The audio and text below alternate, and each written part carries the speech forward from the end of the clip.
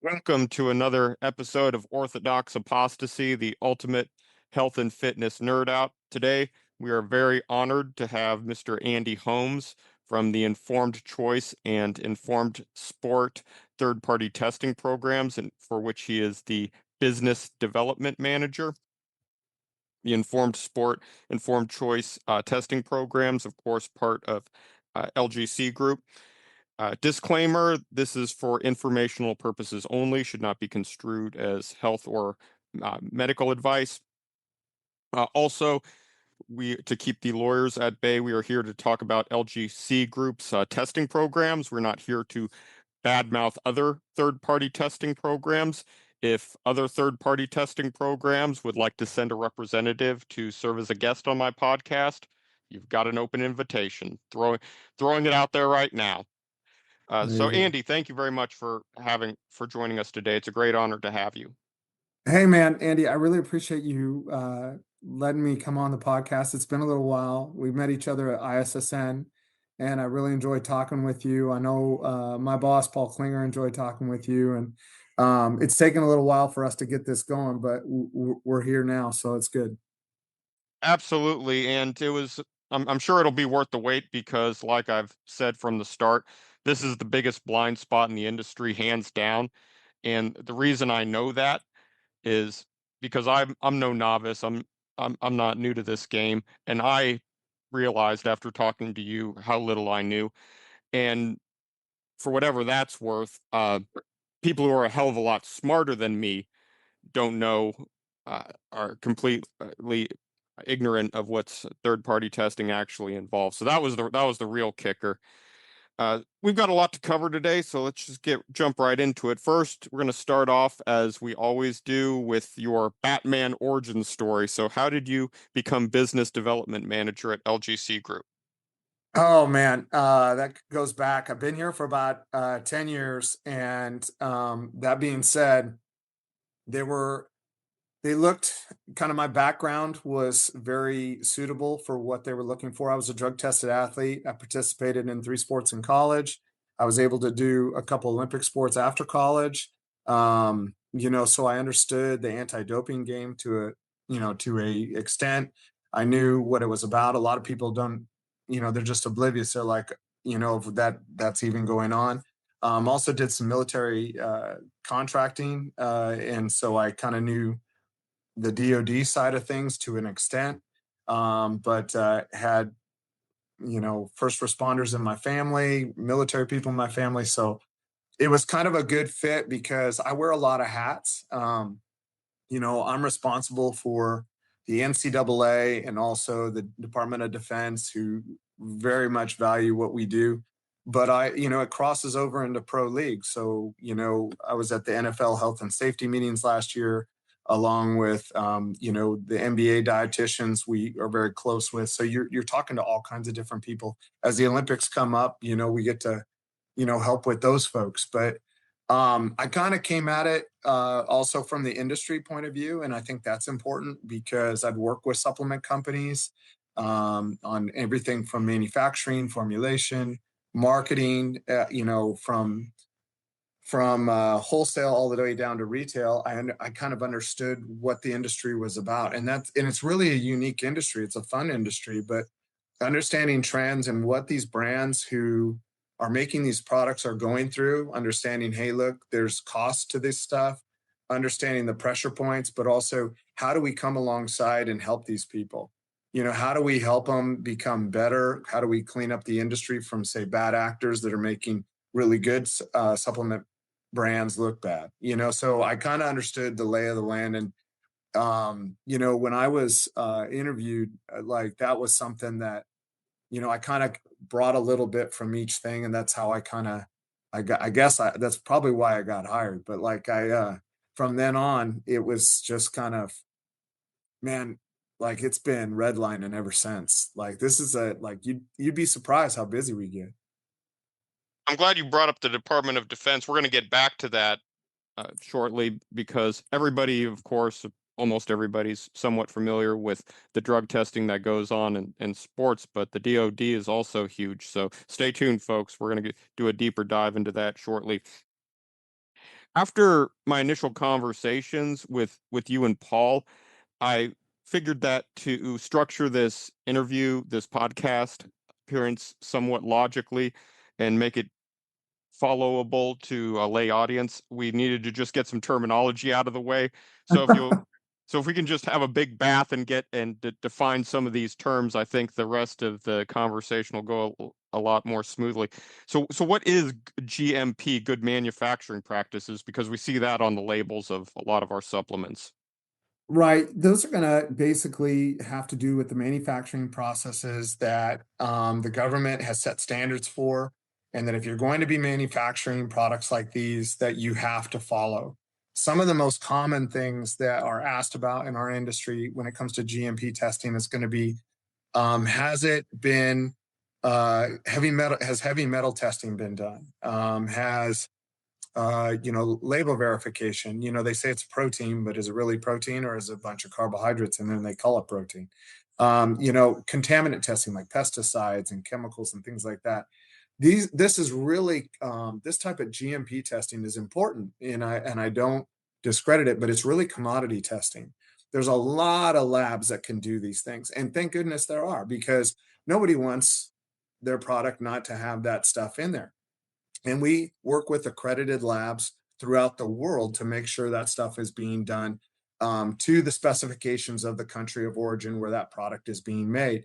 And so, that when you talk about GMP testing, you're usually around parts per million, where when you talk about banned substance testing, and I know we'll get into that, you're at parts per billion.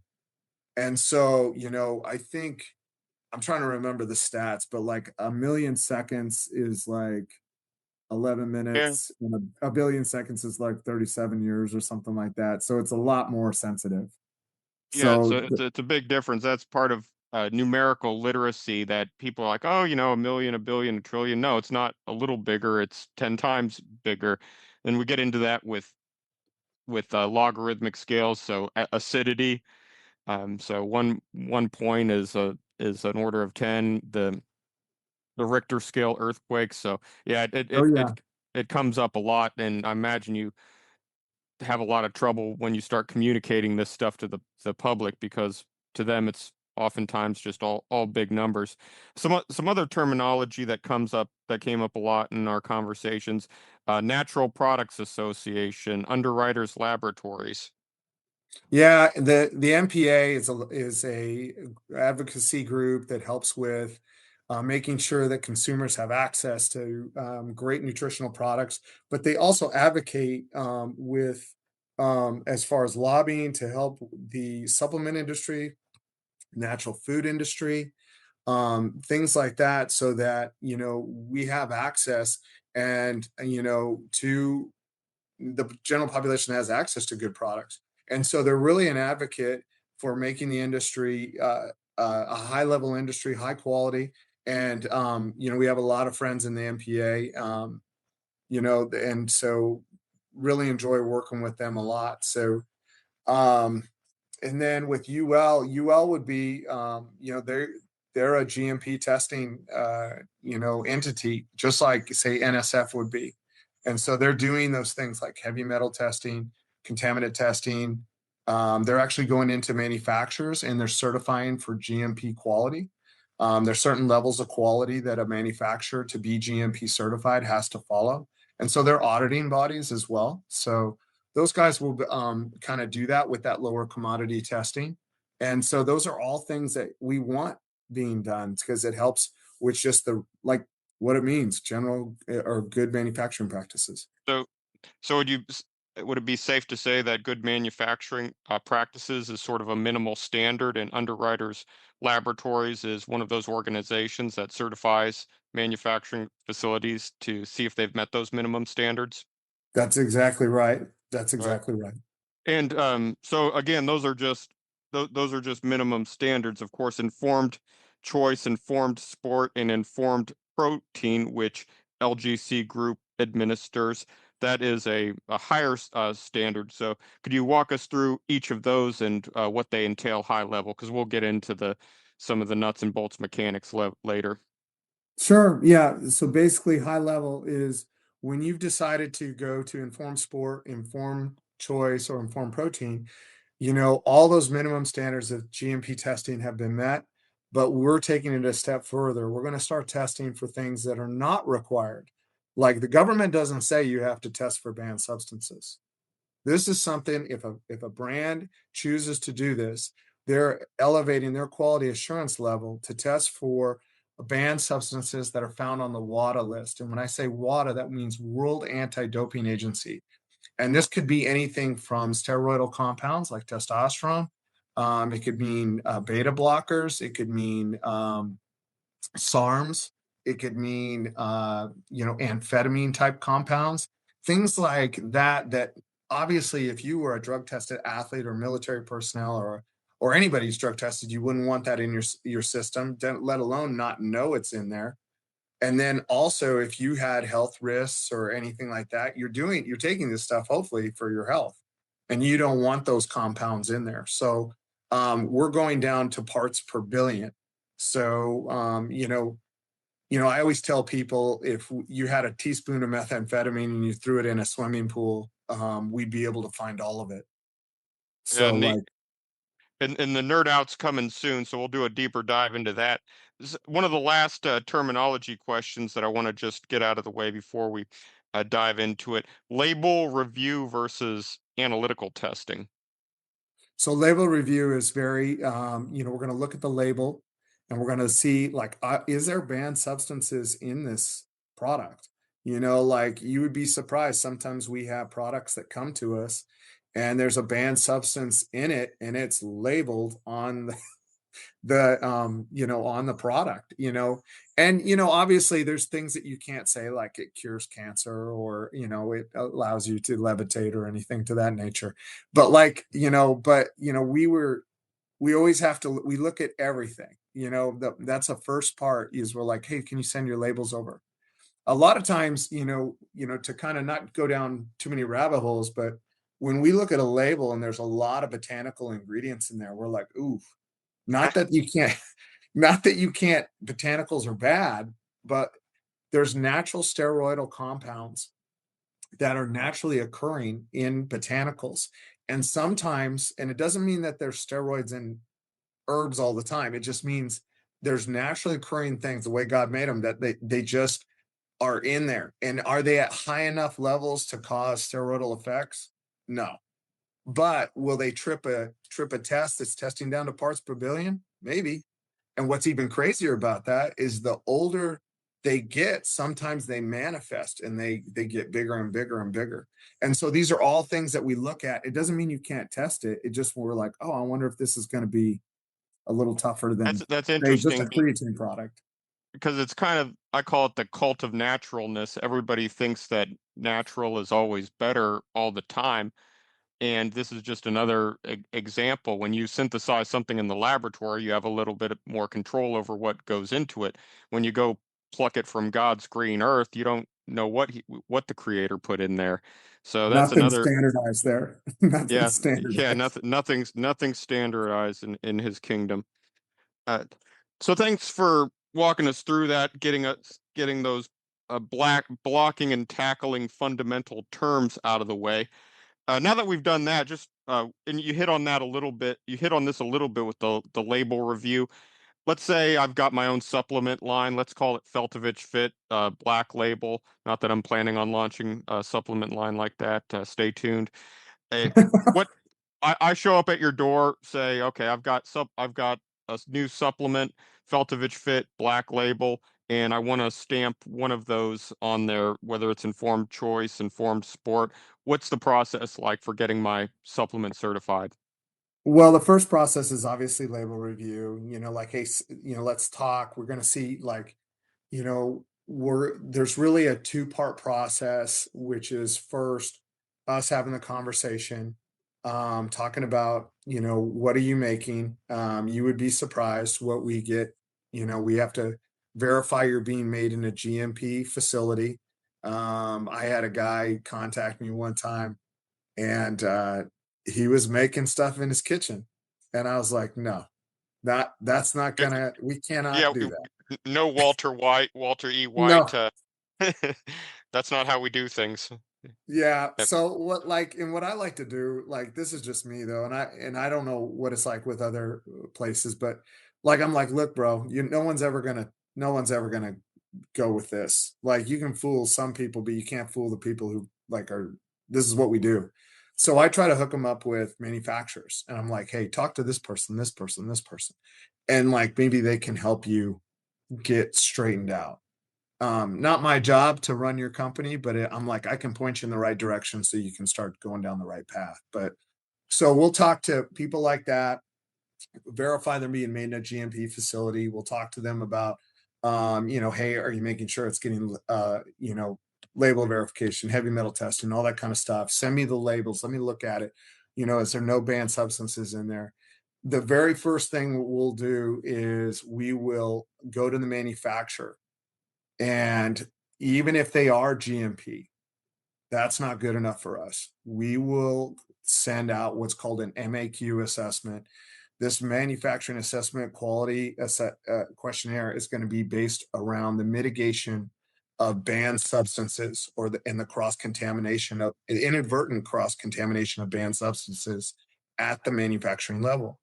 Now, now I'm going to talk a little bit about us. So, like, we've been testing supplements like you guys would take for 25 years, but we've been doing anti-doping for like 60 years. I mean, that's LGC. But so in the last 25 years, when we were testing supplements, you find supplements show up in two places.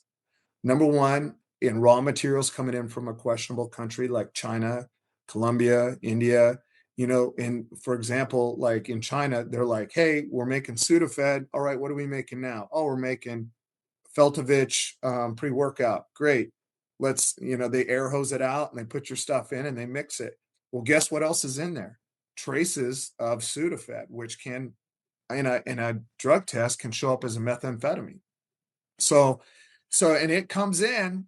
This ingredient comes into your manufacturer in the United States, and the manufacturer doesn't even know it's there. Nobody knows it's there, and so that's an inadvertent contamination source. The other place that a banned substance can show up is actually in the manufacturing process.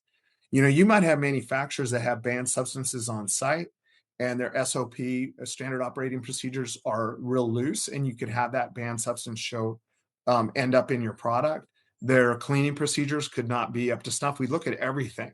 We look at traceability of the raw materials. We look at, hey, what are your standard operating procedures? How are you holding these things? Is there, look at contact points. Is there any chance of that cross contamination? We even look at the detergents they're using to clean these things.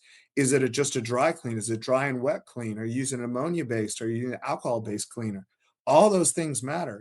We used to they swabbed down pallets, and the pallets were wood, and they found cocaine on pallets, and like of course because pallets are used by everybody, but so and like and and and cocaine is used by a lot of people too. It's yeah. if you just swab it's actually an urban legend, and I'd be interested in some empirical validation that if you just swab enough $20 bills, that there's a pretty good chance you'll pick up some coke. And oh, you're freezing on me.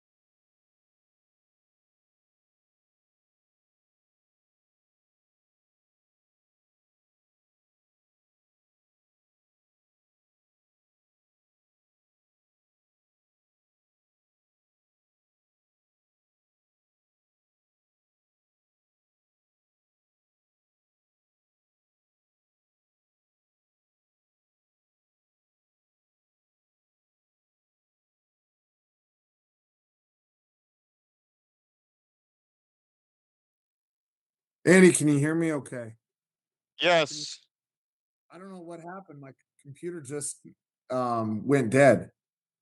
yes. Technology can't live with it, can't kill it.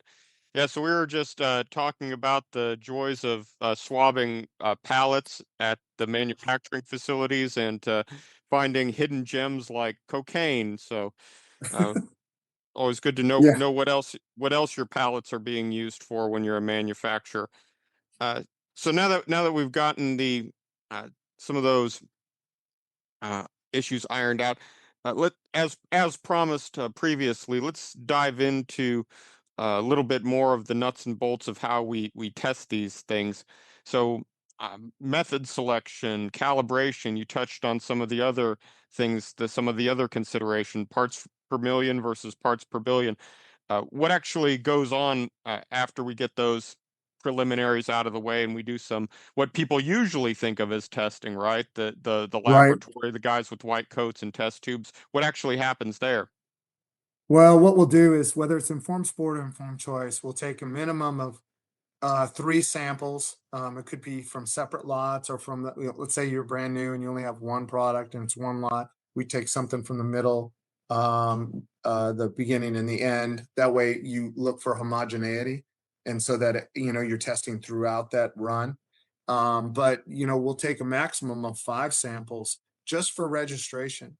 And we will test all of them and they all have to pass our screen, which is over 300 compounds and so from the WADA list, and we're using things like high resolution accurate mass, so we can do retrospective testing. We're doing gas spectrometer, mass spectrometer, and this is one thing that we're really proud of is that we're very proficient in our testing. Um, our lab is enormous, and what we've noticed is that we're very proficient in the speed because you're dealing with someone's product. Like with informed sport, it cannot leave the manufacturing plant until we've tested it. So everything's tested pre-release.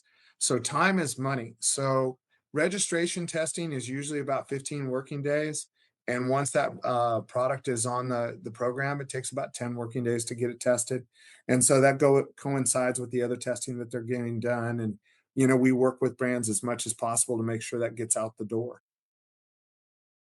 So uh, that's important. That's important to note because a lot of one of the many mines that I've learned that you could step on in the minefield of third-party testing is laboratories and certification. So ISO International Standards Organization, a lab might say that it's ISO accredited, but in what?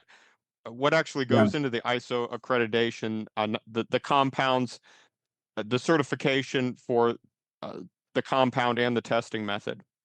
That's such a great question, honestly, because everyone's like ISO accreditation, ISO accreditation. We're ISO 17025 accredited for we're accredited lab, but we're credited for our testing. We're able to test down to these parts per billion levels for these compounds in gels, pills, like each one you have to be accredited in liquids, powders, all that stuff. The testing's where the money is. That's where like if you're accredited in your testing, that's a big deal. Like, if just, that's what the accreditation is for. And it is, huge to have that kind of accreditation. Costs a lot of money and it takes a long time. Anybody can test anything and anybody can give you a negative. The thing is you have to be right. And we've tested stuff from other labs that are ISO accredited and they're like, "Oh, this passed." I'm like, "No." Like it's their testing is not as sensitive as ours. When you have Well, that ISO accreditation, it's like I want to you're peel gold back the standard. onion a little bit on one thing you said because it took me a while to recognize this distinction, and I'm sure I'm not the only one. You talked about the different gels, pills, powders, etc. Those are different matrices to use industry lingo. Or you're saying that it has to be ISO accredited in the both the compound, the sensitivity, and the matrix. Yeah, you have to be accredited to be able to do all that. Like if you gave me a tablet and I need to be ISO accredited that if there was testosterone in there or methamphetamine, I can find it down at that parts per billion level, nanograms per gram, or whether, you know what? Hey, we're not making tablets anymore. We're making gels. Okay, well, I can do that, or a cream, But it's a or different accreditation. So just because you're accredited in one doesn't mean you're accredited in the other. right. They have to make sure that you can do it and all those things, because that's what we face with the sports nutrition industry or the regular nutrition industry is all these different matrices. So, we want to make sure that you're be able to do that kind of testing across the broad spectrum of what's available. And so I think that's a great service we can offer. Let's talk about where things fall through the cracks. Where uh, we touched on some of those. For example, the manufacturing of facilities, what else you're making there, what kind of cleaning products you use, and you say that you have to test them before they leave the facility. So what happens after that? Where can the wheels still fall off the bus? Well, let's say we test it, let's say it's a brand new company. So, Feltovich pre-workout, and it's like, oh, something's in here. We give you a call. And then we get, what we do is we open up what's called an investigation, an anti-doping investigation, where we're looking at what's in there, what is the threat to you, what is the threat to an athlete, and where do we think it's coming from? And we'll usually come to you and say, hey, look, we've got three or four, probably two to three options, maybe not three to four, but more like two to three options of what we think is going on here. And then we say, hey, you should is it all right for us to contact your manufacturer?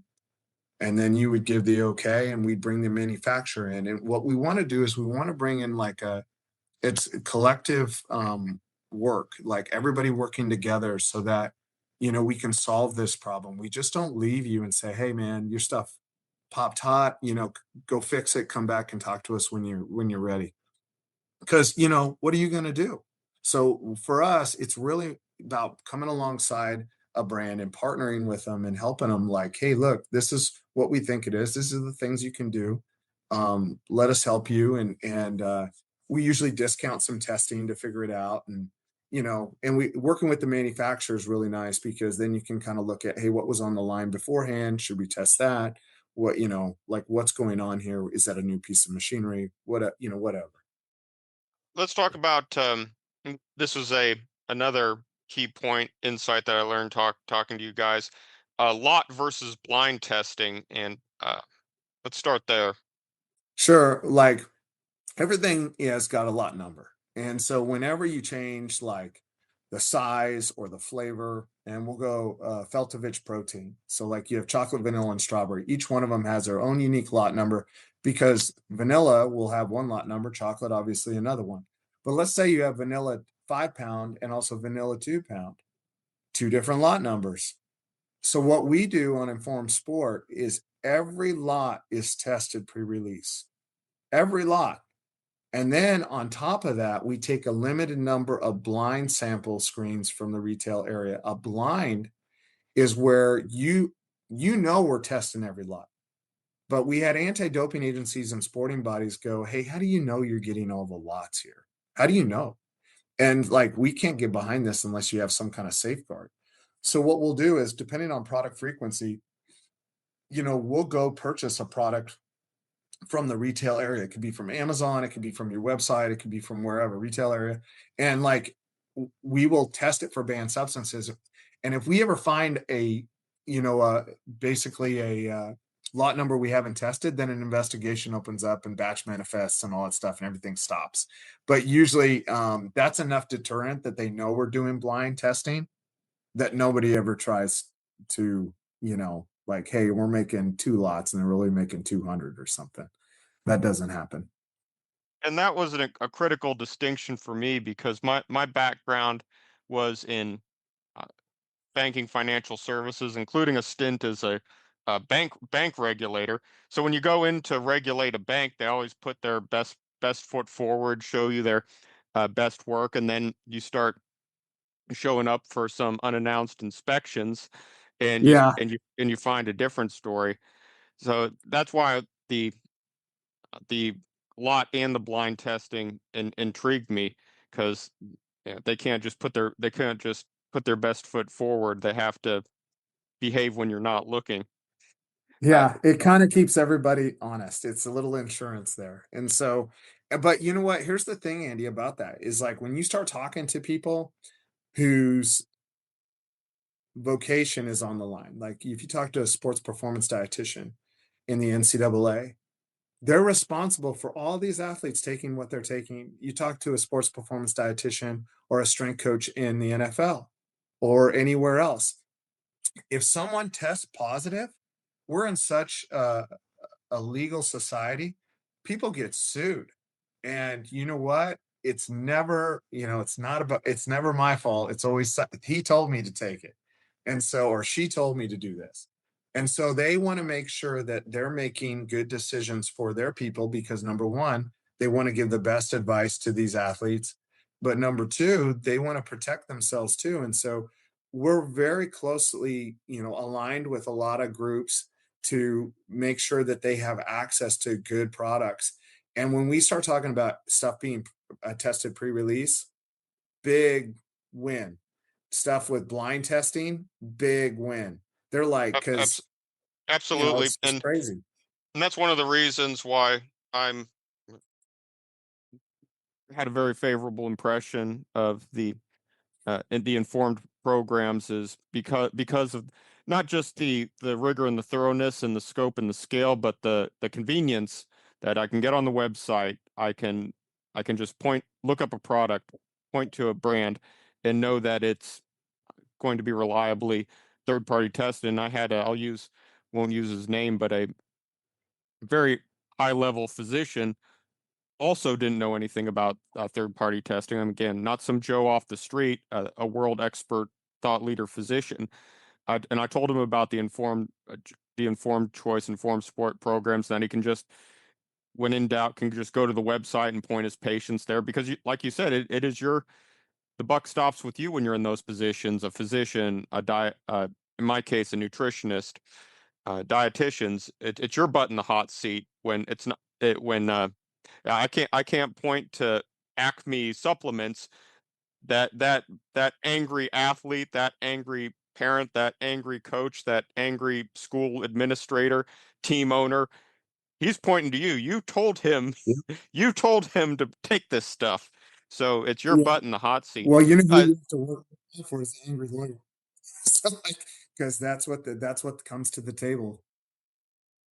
so, so we touched on this a little bit. Let's dive a little deeper into your testing network scope and reach. Of course, LGC Group, UK roots, but you now have a global testing network, including, we touched on partnerships with pro leagues and their governing bodies. Uh, as alluded to earlier, let's talk about the Department of Defense, because that's probably the world's most prolific testing organization. I think, if memory serves, those guys have to get urine tested every month. I would assume so. As far as the biologics of what they do and what they're required to do, I'm not as versed in that, but I do know that if you're like in certain communities, if you're deployed and you come back, first thing they do is a drug test. I know if you get on base and you get in a car accident, first thing they'll do is a drug test. And so, that's, you when you're working in the Department of Defense, it's all about mission. It's not about you. It's about the mission. And so if you're not, contributing to the solution, you're part of the problem. So like, they have a certain standard. What's nice about the Department of Defense is they've decided that supplementation is a big you know it's a big part of that life. And so these people, this is one of the few vocations where you have to be in shape to a certain extent to work there. And so a lot of people look to supplementation and they want to provide safe supplements that this type of population can use, and they've looked to us as one of the certifying bodies that they trust. And we work very closely with Special Operations Command is now working with certifying bodies, which is a 70,000 person force where certain guys in there are worth like they're worth like $2 million worth of training. And you take the wrong product and you test positive for something, it just kind of screws up someone's trajectory. It could screw up a mission. It could do all these things. And so they just want to make sure that they get products that are safe for their people. They do care about their people. I mean, I know a lot of people would argue about that, but like the people I deal with actually do care about the people that they're working with. So they're trying to help them as much as possible. And that always hasn't been the case as far as, oh, supplements. No, we're just I don't want to deal with that. Now supplements are on the they're in the forefront. It's encouraging to see that sports teams at most levels, certainly collegiate, professional, are becoming aware of this. Department of Defense. What are you seeing in as far as consumer demand goes? I've been trying to spread the word, but so far the feedback I've gotten on the information and knowledge about third-party testing has been frighteningly underwhelming. So, what traction are you getting in the consumer market with your education and outreach efforts? What I've noticed is a couple things is that as time goes on, the supplement industry grows and there's just more and more pieces of the pie. There like you go 20 years ago, there was a certain number of brands. Now 20 years later, there's three or four times as many. And so how do you sort through all that? And what we've noticed is consumers really look at third party advocacy. They're like, oh, this is gluten free. This is non GMO. This is grass fed. This is New Zealand grass fed. Like all those, the reason you're seeing a lot of that is because they're trying to get a reaction out of the consumer to trust us. This is we're trying to bring quality. And so now you have a more educated consumer. You could talk to anybody in the gym and they'll tell you why they take what they take, how much they take, when they take it, like to nausea.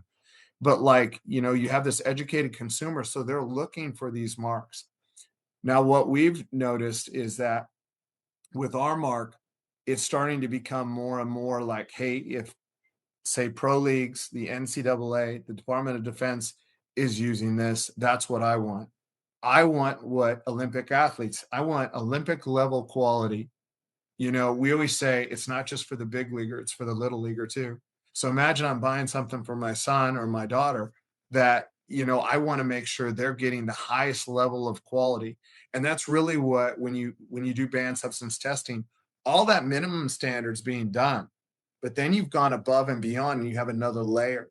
And that's the quality assurance and that's that layer of security you want for not only the $1 million athlete, but you know, your family. And so we do see a lot of that traction, and it grows. And I can tell you, like I mentioned at the beginning of the our podcast that like I'm the busiest I've ever been.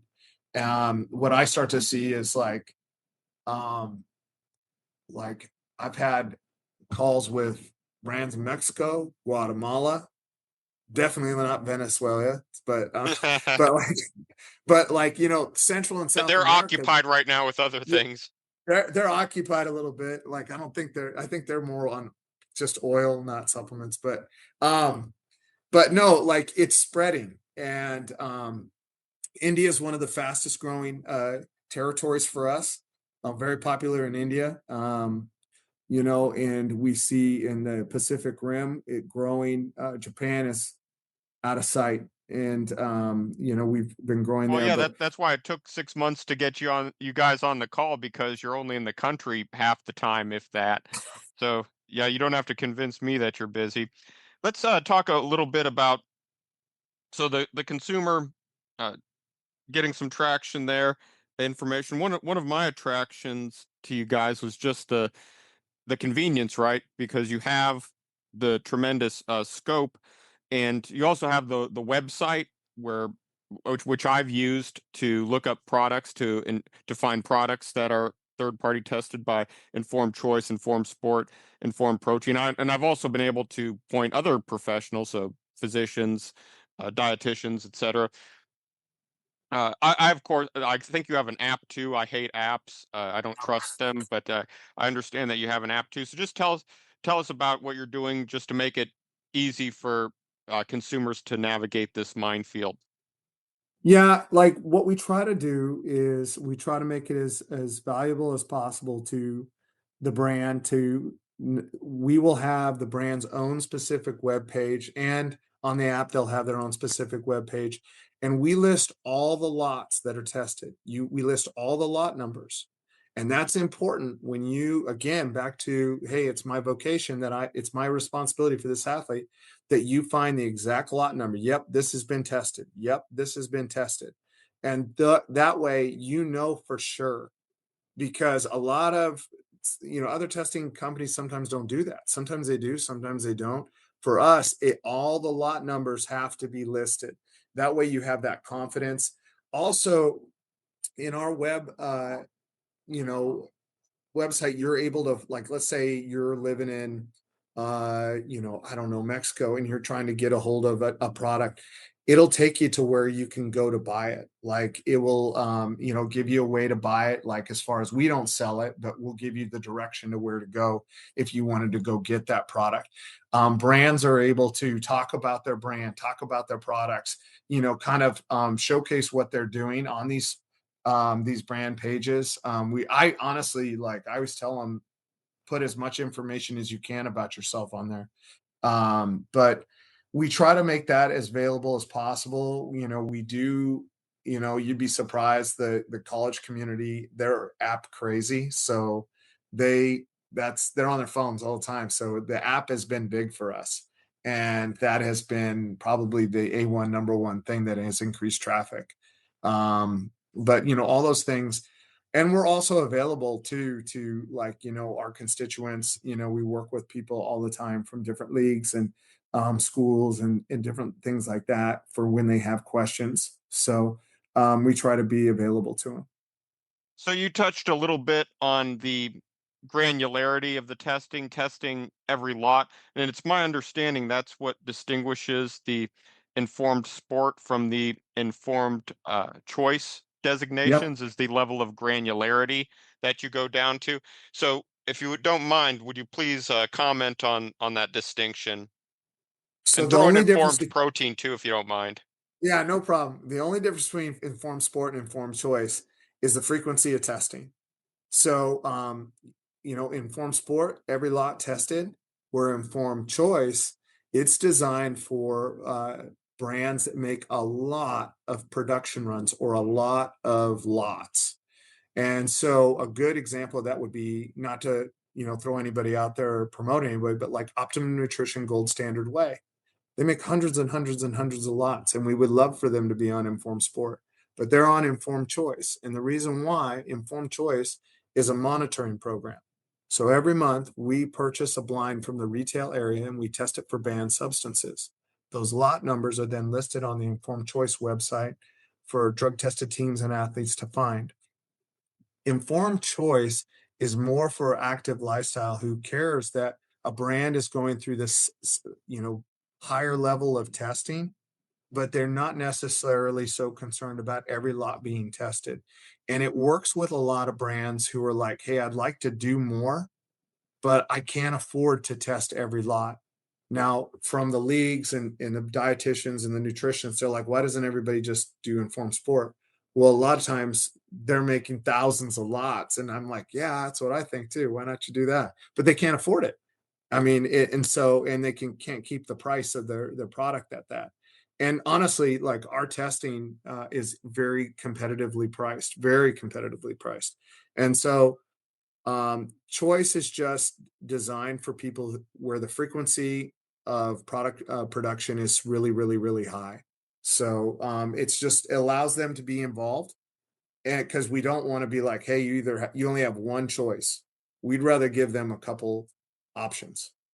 And the other element, the other participant in the different designation pool is informed protein. What does that mean? Oh yeah, that's cool. That's really cool. Informed protein is Has nothing to do with banned substances. It's all about quality assurance. And what that is it's something strictly for protein products that verifies that it's made in a GMP facility. It's had heavy metal testing done. It's had, contaminant testing done. It's looking for things like melamine, alamine, high nitrogen compounds, but it tests your protein within 2% of label claim or better. So, like, protein is a class 2 nutrient, and like the general rule of thumb is, the Class FDA, two, could you give us that terminology real quick? that's what they've told me that what Okay. it's the macronutrient is called a class 2 nutrient. Why they Okay. call it that, I have no idea. Okay. But Didn't mean to slow your roll. Drive on. no, that's all right. That's what they call it. And if you look it up, like, it's classified, not as a drug, as a food, and there's no requirement that it has to be tested before it's released, as far as what's on the label is what's in here. And to the extent of like what you would think, they allow about 20% variance. Now, is that going on all the time? No, it's not. It's, there's is it could be 10% variance, could be 5% variance. But you know what? If they say there's 30 grams of protein per scoop and there's only 27, you're paying for something you're not getting. And if you expand that out, it costs a lot. So what we do is the informed protein verifies that it's within 2% of label claim or better. And what you can do is that's much higher than, say, label verification testing or any other testing that you can really get. And so it's a basically a certification that brands can use to say, hey, look, this is your largest purchase, is usually protein. We're verifying that you're getting within 2% of label claim or better. There's no differentiate. And so we did a study where I think it was, if average, like, SEC school is 560 kids, let's say they're all taking a scoop of protein over, you know, for a year, and we're just using these numbers, and let's just say it was off by 10%, and it would cost that school about $50,000. They're buying of air. And so, like, That this is important because we always think about testing, or a lot of testing is just verifying what's not in it, your lead, your heavy metals, contaminants, the cocaine on the pallets. But that this is informed protein is actually assuring what should be in there is in there, the protein. right, right, and that's what you would think. And, like, we did a study in 2023 before we launched this, and we took 60 plus brands, none of them informed sport or informed choice, and we tested these brands to see if they hit label claim. And 1 in 4 would not hit label claim. They wouldn't pass. 1 in 4. And so think of all we've just talked about how the pie has grown and all these different supplement companies. 1 in 4 doesn't even hit label claim. And so, there's a lot of things that are going around. Like, I know about amino spiking. There's nitrogen spiking, where they'll throw things like melamine, alamine in there to get the. Let me back up. They'll have a test like to measure nitrogen. We measure the nitrogen to carbon ratio, but they want to get that nitrogen level up if they're cheating. And why would they cheat? Well, whey protein is very expensive. And right now it's at its all-time high. And so when whey becomes very expensive, people start to cheat. And because they have to maintain margins, they have to maintain, there's a lot of pressure going on, because protein, it's hard to control because it has to do with the price of feed, drought, economy, inflation. There's all kinds of stuff. But right now, when protein gets real high and it's real scarce, it's expensive. And Oh so yeah, that I predict you're going to see some protein blends, that because it can't be 100% yeah, whey. that's an excellent point. And people were so we've in modern society we've become so divorced from food and where it comes from. But you're absolutely right. Fuel prices, feed prices, whether or not God gives us rain from the sky, that's all going to affect the price of whey. And when there's that incentive to cheat, that's of course some people are going to take the easy road. And I think it's worth digging in for a quick second that you touched on a little nitrogen spiking and how you can fool and how you can fool uh, those other tests by just putting, because protein obviously nitrogenous compounds, so you can just pump more nitrogenous compounds to get those other tests. But you go do a higher level, so if I just toss in some extra nitrogenous compounds that might ping the radar of these other tests, give them a false positive for protein, it won't do yours. Yeah, it won't with us. Like we'll look we run a free amino acid screen looking for glycine, lysine, like real cheap amino acids they'll throw in there. Plus, malamine, alamine, high nitrogen compounds. The Chinese were putting that stuff in dog food a few years back, maybe, more than 5 years back, but because they were like, oh, we got to make sure that we show that we have some protein in here. Well, we don't want to put all the protein in the dog food, so we'll just throw this stuff in there. Well, malamine and alamine are toxic and they were causing liver damage in dogs. And so, we require that you are testing for stuff like that, because it's I don't want to say it's a health thing. It is a health thing, but the certification is more or less like, hey, this is the highest level of protein you can get for quality and quantity per scoop. And it just matters because nobody's going to stop taking protein. You don't have to cook it, you can store it. COVID showed us everybody flips out and they go out and buy everything. Like you can live off your whey protein for 3 years in a bunker or something. So Yeah. So glad we had that. Uh, Glad we had that digression because it was certainly worth it. We're coming up on time and want to make sure that cover all the bases. So, lightning round. What's the most misleading word in supplement marketing? The biggest trend that you'd like to go away or just stop hearing about?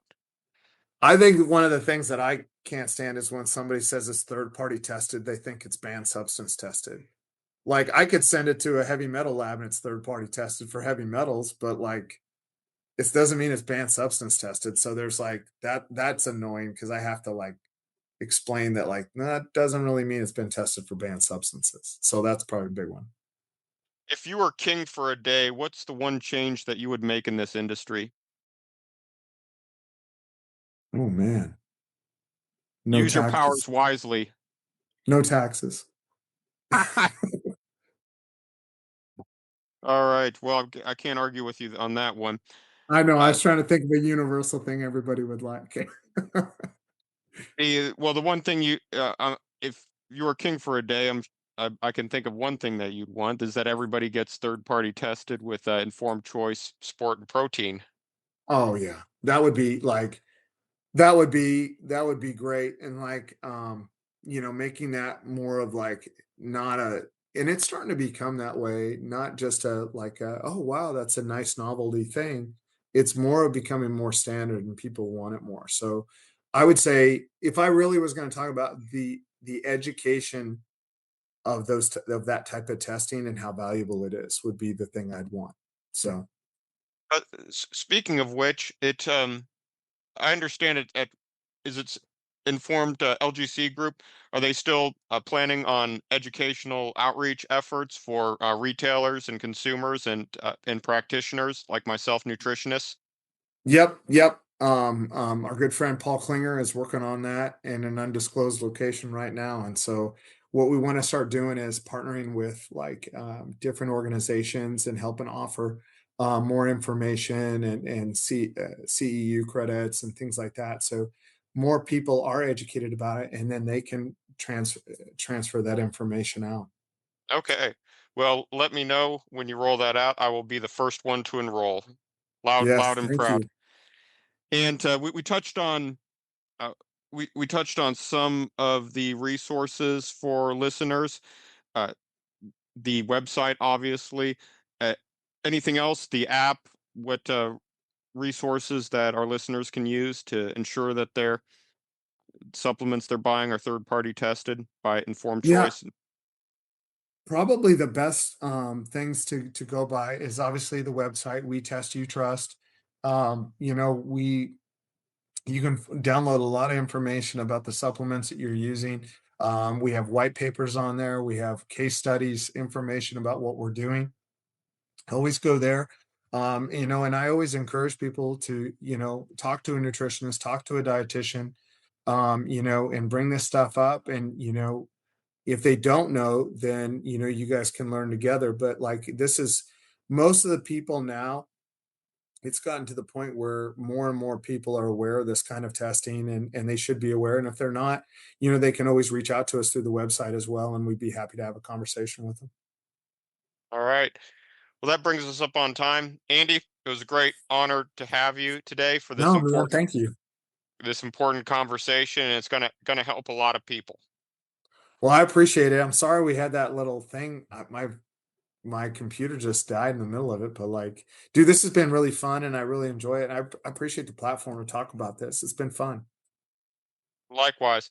Take care. God bless. Thanks, man. God bless you.